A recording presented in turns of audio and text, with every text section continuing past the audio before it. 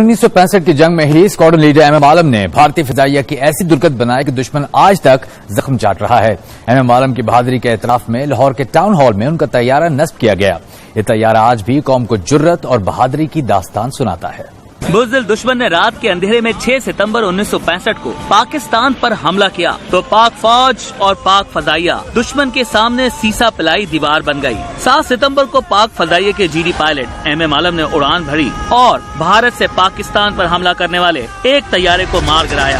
آگے بڑھے تو انہیں بھارت کے مزید 4 طیارے نظر آئے جنہیں ایم ایم عالم نے صرف 30 سیکنڈ میں مار گرایا۔ یوں 1 منٹ میں بھارت کے 5 طیارے مار گرا کر عالمی ریکارڈ قائم کر دیا اور ان کا نام ہمیشہ پاکستان کے عظیم جنگی ہیرو کی فہرست میں لیا جائے گا۔